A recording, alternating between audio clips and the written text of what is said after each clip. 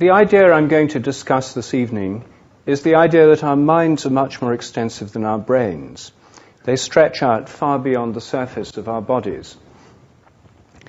The standard view within the academic world is that minds are brains. The mind is nothing but the activity of the brain, and all your mental activities inside your head.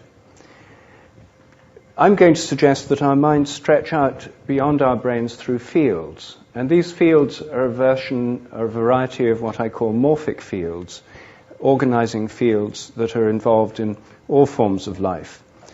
I'll talk more about these later, but first I just want to give a sense of the way in which fields in general stretch out beyond things. And we all know about fields. Magnets, for example, have fields, and the field of a magnet's inside the magnet and stretches out beyond it as well, beyond its surface. The Earth, of course, has a gravitational field which stretches out far beyond the surface of the Earth. It keeps the Moon in orbit round the Earth, and the Sun's field keeps the Earth in orbit round the Sun. And then mobile phones have fields. It's precisely because they have these invisible fields around them that they can send messages. And the messages are going out through the electromagnetic field, and these fields go out far beyond the surface of the mobile phone. Now, I think our minds are like that. They're based on fields which are rooted in our brains, usually, but which stretch out far beyond them. And as soon as you have the idea of the mind as a system of fields stretching out beyond the brain, a lot of phenomena that otherwise seem mysterious begin to make perfectly good sense. In fact, from the mind in the brain theory, the standard view, anything that doesn't fit, that suggests the mind has an influence at a distance, has to be rejected. And that's why there's such a strong taboo within institutional science about subjects like telepathy. Many scientists say they're impossible, they can't exist, and therefore all the evidence for them must be flawed. This is really a dogmatic position that follows from a particular theory of the nature of the mind. When we go beyond that theory, it's possible to look rationally and scientifically at a whole range of phenomena that until recently have been very much neglected within science. I'm going to start by talking about vision. And I'm not now talking about visionary experiences of the William Blake type. I'm talking about ordinary vision like you seeing me standing here now. Strangely enough, something as fundamental as our own vision is not understood scientifically. We really don't know how it works. What we do know is, and what everyone agrees about, is that light travels, as you see me, from me through the electromagnetic field into your eyes, inverted images on your retinas, changes in the cone cells, impulses up the optic nerve, and then changes in various regions of the brain. These have all been studied in detail by electrophysiology, brain scanning, and so forth. But it's very good as far as it goes. It just doesn't go very far, this particular theory, because once you've got all these changes in the brain, then does that amount to vision? No, it doesn't. It amounts to changes in the brain. The fact that you see me standing here is completely unexplained by that theory. First of all, consciousness itself is the deepest of all problems for science. Some philosophers call it the hard problem, because it's something that doesn't in any obvious way flow from physics, chemistry, and biology as we know them. You can find correlations within the brain to conscious states, but that doesn't mean to say the conscious states are those changes in the brain. So consciousness is the first problem, why you see anything at all, why you're aware of anything at all. The second problem is the fact that the changes are going on inside your brain. The standard view would say all your vision occurs inside your head as a result of changes in the brain, and yet I imagine you're experiencing your image of me not inside your head, but located where I'm standing. The theory I'm putting forward is so simple that it's hard to understand.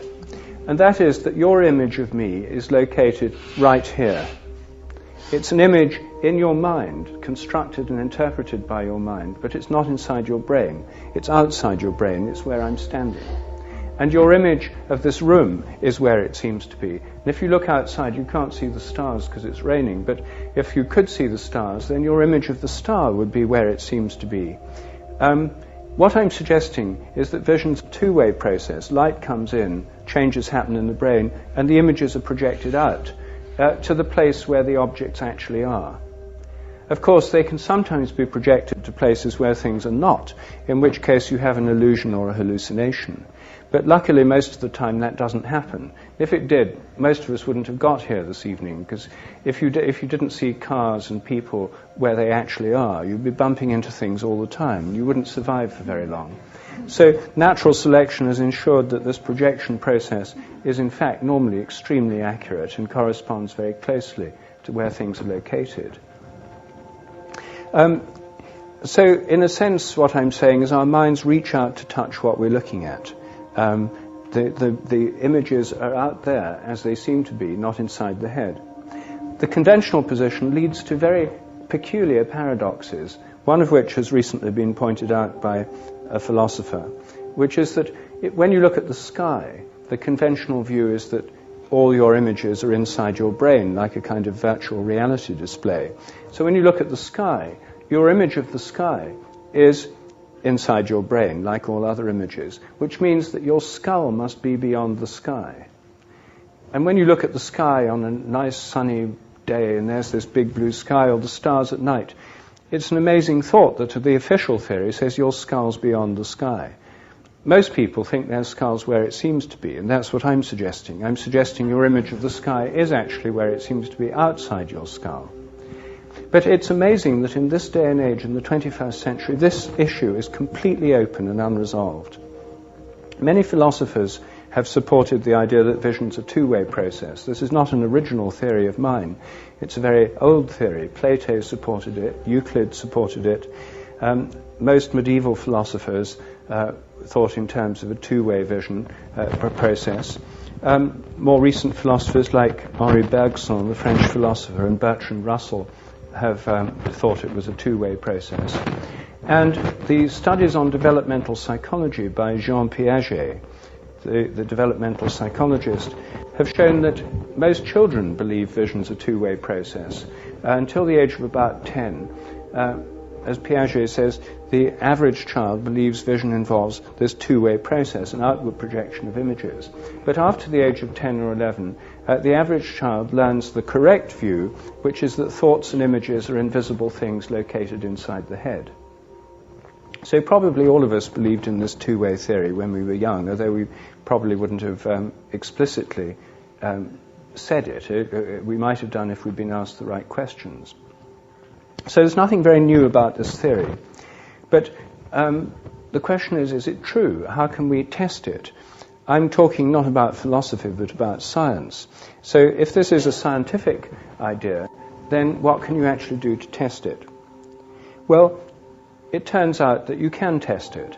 When you look at something, your mind reaches out to touch what you're looking at, then you can affect what you're looking at just by looking at it. Now, is that true? Can you affect things just by looking at them? Now, if you think in terms of another person, the answer becomes clearer. Imagine I look at you from behind. You don't know I'm there. And I can even look at you through a window so you can't have any sound coming from me or smells or hear no normal sensory information. And I stare at the back of your neck. Would you be able to tell that you were being stared at? Now, as soon as you ask that question, you realize the sense of being stared at is a common experience. Most people, the great majority in fact, have had the experience of turning around to find someone staring at them, or looking at someone from behind and noticing them get restless and then turn around. Surveys have shown there's a slight sex difference. More women than men have experienced being stared at, and more men than women have experienced staring at others and making them turn around. But the majority of both sexes have experienced it both ways round. So this is a terribly common experience. So what does science have to tell us about this well-known phenomenon? Well, the answer is almost nothing. Until between about 1880 and 1985, there were virtually no investigations. There was a total of 4 published papers in the scientific literature, 3 of them showing positive results in favor of the sense of being stared at. there's been a complete taboo, really, about thinking about it. Everybody knows about it, even children in primary schools. Yet, it's something you cannot discuss because it's just too awkward or embarrassing. It goes so far against the standard mind and the brain theory that the phenomenon's been treated as taboo. It's astonishing the way it's been suppressed and kept out of consciousness. It turns out it's actually a phenomenon that some people know a great deal about. I've carried out extensive interviews with surveillance officers who are paid to look at other people on a daily basis. This is their job. And most of them are convinced people really can tell when they're being stared at. Store detectives, for example, say that if you look at somebody you think might be a shoplifter, if you look at them at all intensely, they're very likely to turn around and see you. Private detectives, when they're trained how to follow people, are trained that you don't stare at the back of the person you're following, because the chances are they'll turn around, catch your eye, and blow your covers blown. SAS troops, when they're being trained in the SAS to creep up behind people and stab them in the back, are told not to stare at the person's back when they're doing that, because they're likely to turn around and shoot them first. So these things are well known within the security world, the surveillance world, to police officers, to anti-terrorist squads, and to soldiers. They're also well known in the martial arts, and in many martial arts traditions they train people in sensitivity to being looked at from behind. You can actually improve this sensitivity, and it's very important in the martial arts. If someone's creeping up to attack you from behind, if you can sense that, you're obviously at an advantage. But then, how do you test it scientifically? Well, it turns out it's very simple to test it scientifically. I've developed a very simple experiment, so simple a child can do it, and in fact thousands of children already have done it. And how it works is this. You need two pieces of apparatus. You need a blindfold, and I use these airline blindfolds. So people work in pairs. The subject wears the blindfold. That cuts out peripheral vision and gives a mild form of sensory deprivation. The person behind them either stares at the back of their neck or looks away and thinks of something else in a random series of trials. You can get the randomness through tossing a coin, heads meaning look, tails meaning don't look, or you can do it with random number tables. And all of the instructions are on my website. For anyone who's interested in doing it. It works very well with classes of children. It's been done in primary schools and secondary schools very extensively in Britain, Germany, and America. Anyway, you're sitting there as the subject. You've got the blindfold on. The signal for the beginning of a trial is given with a standard click. So you hear the click. You know the trial's begun. The person behind you is either looking at the back of your neck or looking away and thinking of something else, and you have to guess. I guess I'm being looked at.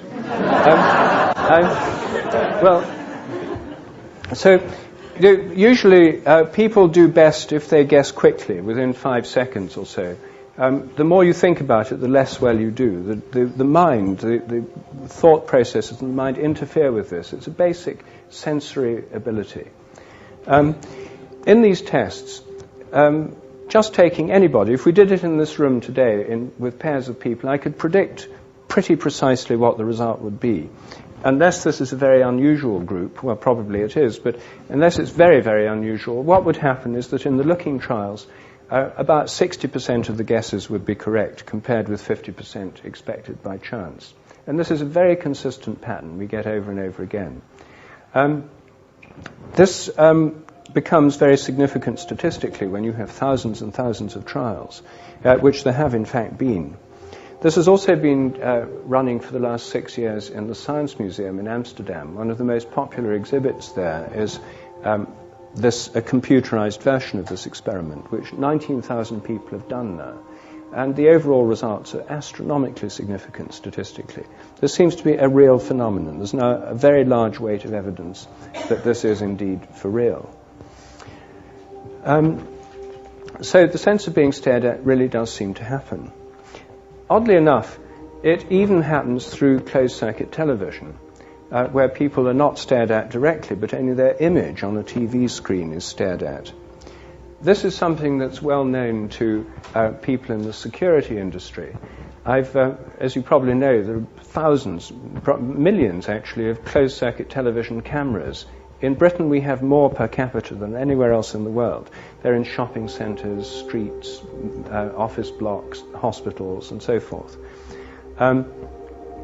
There are people paid to look at people through these devices, but actually most of the time they're not looking at people. When I've been into security booths to interview security officers, I found that mostly they spend their time drinking tea and reading The Sun. But sometimes they are actually looking at people, and some store detectives have told me that they're convinced people can tell when they're being looked at through closed-circuit television, especially if they're security conscious, which smugglers at Heathrow are, shoplifters are, and so on. Most people don't bother, they're not very sensitive, but some people are very sensitive, and people who look at them through closed-circuit television are convinced they really can tell when they're being looked at. This has actually been put to the test in a series of experiments that have been done in a number of universities in Britain and elsewhere. In these laboratory experiments, the subject doesn't have to guess when they're being looked at consciously. What happens is they have electrodes on their fingers to measure their skin resistance. This is like a lie detector test. If you're emotionally aroused, you sweat, and it changes the skin resistance. So this is a very sensitive measure of emotional arousal. So somebody just sits in a room, there's a TV camera pointing at them. In another room, somebody either looks at their image on a computer, on a TV screen, or not. And interestingly, people's skin resistance changes significantly when they're being looked at compared with when they're not. This has now been replicated in laboratories in various parts of the world. It seems to be a pretty robust result. No one's yet done this live on TV, and that's the next stage, and I'm trying to arrange that. Imagine the experiment where you could have 4 presenters, say, 4 well-known personalities in a studio. Each could have a camera pointing at them running continuously. And then you'd have a switch in the control booth where you'd show an image of one of these people selected at random to millions of viewers, and nobody would look at the others at all. At the end of each 5-second trial, each of them would have to guess if they were being looked at by millions of people or not. They'd be right or wrong.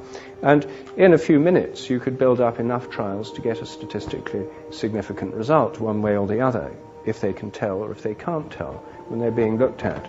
I think it's very likely it would work. If people can tell when one person's looking at them on a closed-circuit television, it might be much easier to tell if millions are looking at them on real television. And this would have enormous implications for mass media and mass entertainment. It would mean that people who are, as we say, are in the public eye may be affected by that in a way they don't normally expect. Normally the idea is that everything goes out through television, nothing comes back. But if something's coming back, if people are affected by being seen by lots of people, this would be a very, very interesting thing indeed. And if it worked on one TV show, I'm quite sure that TV companies all around the world would want to replicate it, because it would be fascinating for everybody. And this would give instant science on an unprecedentedly large scale. If this worked, and it worked repeatedly, the question of does the sense of being stared at exist would cease to be a question. It would be, everybody would have seen demonstrations of its power on the mass media, and being part of the experiment, not just seeing the experiment, being part of it through looking at the person on television. Anyway, that hasn't happened yet, but it could happen, and if it does and if it works, it could dramatically shift the climate of thought about these phenomena. Well, dogs, cats, and other animals also seem sensitive to being looked at. It's not just confined to people. Many people have found that they can wake sleeping dogs or cats by staring at them. Some have found that dogs and cats can wake them when they're asleep by staring at them. And hunters and wildlife photographers have often found that wild animals can tell when they're being looked at, even if they're looked at through a telescopic lens or through a telescope or binoculars from somebody who's hidden in a hide, the animals can't see. They somehow feel when they're being looked at, even at a distance.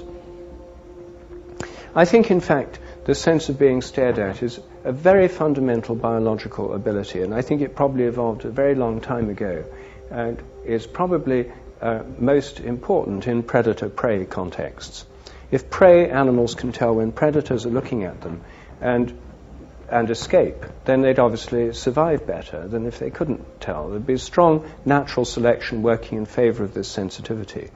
And I think the fact it exists in the modern world, even though it's no part of the educational system, it's never mentioned or discussed, yet everyone knows about it, the fact it still exists despite all discouragement, the fact it's still so common, is because it's deeply embedded in our biological nature.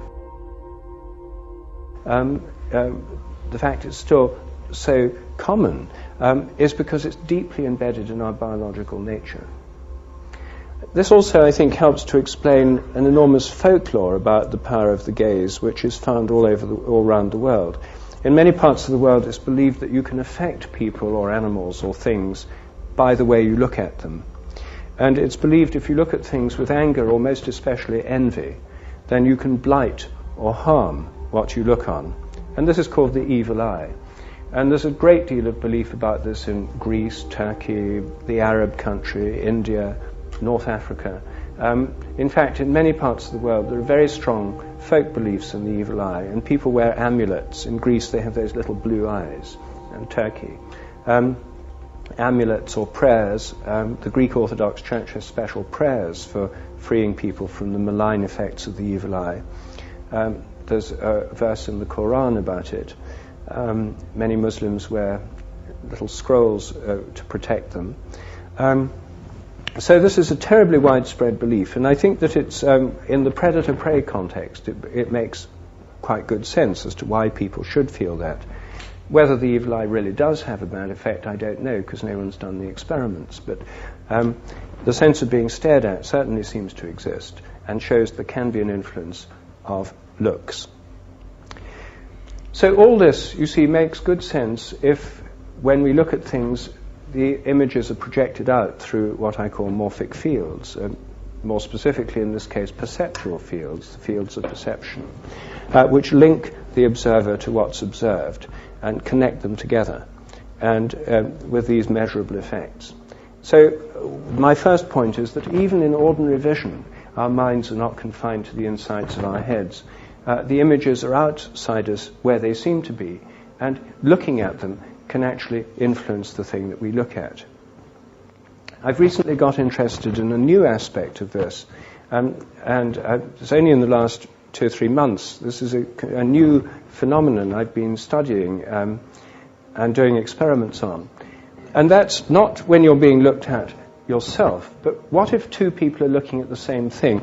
If I look at this green hydrangea, for example, then I'm saying that my visual perceptual fields projected out and, as it were, touches this hydrangea.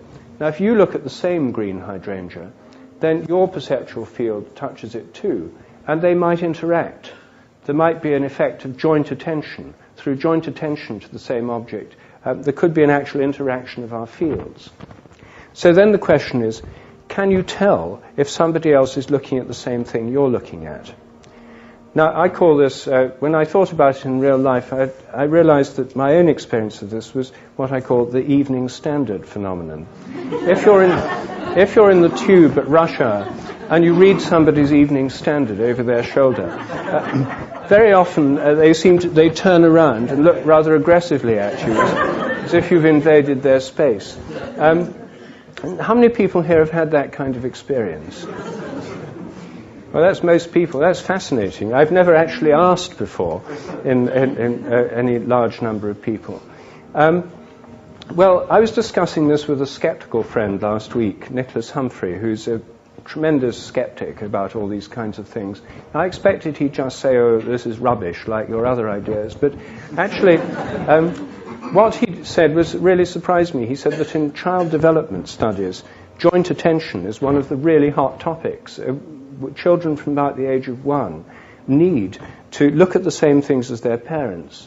Like when they're looking at a book together, they say bunny, and the child says bunny. And they're looking at, or playing together, looking at the same objects. It's a crucial feature of conscious development to have joint attention. It's called joint attention in the psychological literature.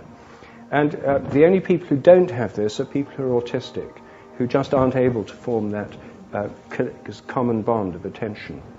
Also, Nicholas Humphrey told me, among apes and chimpanzees, this seems very important. Recent studies have shown that monkeys and chimpanzees can be very aware of what other ones are looking at. And if a subordinate monkey is aware that a dominant monkey is looking at a banana, it won't try to take it. But if it's not being looked at, it'll rush out and try and grab it. And they become very conscious of what is being looked at. I've been doing some recent experiments on joint attention where the two people are looking at an object, they can't see each other.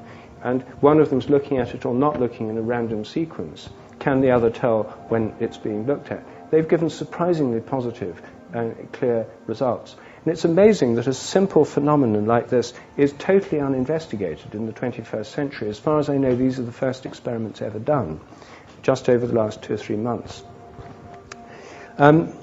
Well, that's because most people within the scientific world think it's all inside the head, so they never look at these other phenomena. They're just sort of filtered out.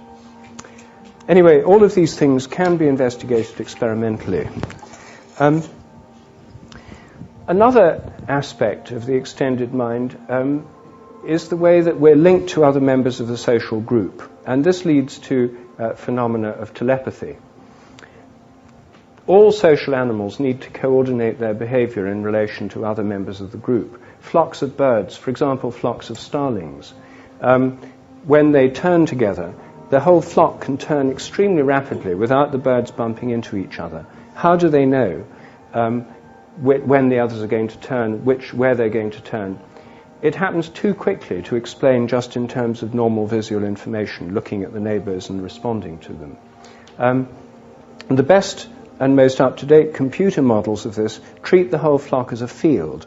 And it's really a field phenomenon. I think the whole group has a morphic field. It's an organizing field of the group. The individuals are all within this field. A bit like iron filings around a magnet being within the magnetic field. The same applies to schools of fish and herds of animals. And I think the field of the group is what helps coordinate the members of the group and bind them together. Now, often in animal groups, some members of the group have to go away from the others. They can't all stay within immediate sensory communication distance. For example, in wolves, the adults go out hunting while the young wolves are left behind in the den with a babysitter. And the hunting wolves can range over enormous distances, 100 miles or more. It doesn't mean they stop being a social group because they're beyond earshot of each other. They remain connected even at a distance. And I think that this connection, through the morphic field, it stretches. When one lot go away, the field stretches and they remain connected through a kind of almost like an invisible thread or elastic band. And I think it's that connection through the field, even at a distance, which acts as the channel of communication for telepathy, which is where one intentions or needs of one part of the group can affect the other. There's an analogy within physics for this process, and the reason I mention it is because it helps to illuminate what for some people is the most puzzling feature of telepathy, namely that it's not distance dependent. I'll come back to that soon. The parallel in physics is quantum non-locality. It's a well-known principle now in quantum physics that if particles have been part of the same system, if they move apart, they remain connected at a distance in such a way that a change in one instantaneously can affect the others. This is called quantum non-locality, non-separability, or entanglement. When Einstein first realized that quantum theory implied this, he thought quantum theory must be wrong, because if it were right, he said it would allow for what he called a spooky action at a distance. Well, experiments show that Einstein was wrong and that quantum theory is right. There really is a spooky action at a distance, at the very foundations of physics as we know it. Now, you see, there's a close analogy there to members of an animal group. If they go apart, if a change in one happens, it could affect the others at a distance. They have to be part of the same group to start with.